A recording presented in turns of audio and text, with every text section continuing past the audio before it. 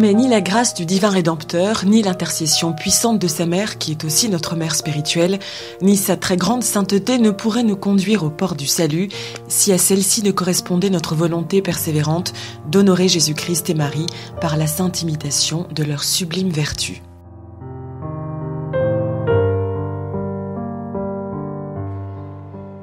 Ce sont les paroles du bienheureux Paul VI, écrites dans l'exhortation apostolique Signum Magnum pour encourager les chrétiens à suivre et imiter Marie.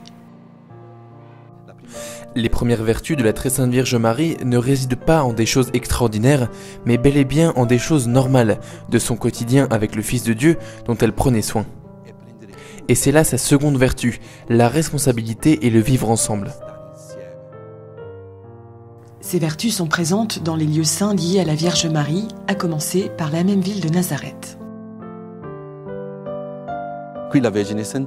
Ici, la Sainte Vierge a vécu avec Jésus les choses du quotidien. L'Annonciation est survenue dans ce quotidien. Un autre lieu à Nazareth qui nous fait expérimenter les vertus de la Vierge est l'église de Saint-Joseph, construite sur la maison de la Sainte Famille.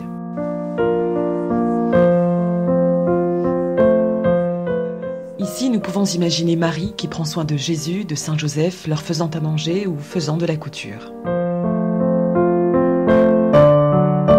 L'humilité, la pureté et l'esprit de service ont marqué la vie de celle qui fut choisie par Dieu, mais pas seulement.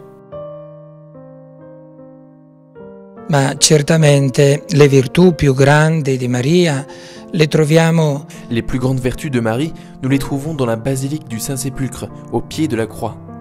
La force de Marie, la foi qui l'aidait à croire même dans l'obscurité. Même dans les ténèbres les plus épaisses, elle continuait à croire à la lumière qui venait de la parole de Dieu, à la consolation intérieure qui lui parvenait du Père. Credere alla luce che veniva dalla parola di Dio, alla consolazione interiore che sentiva venirle dal Padre.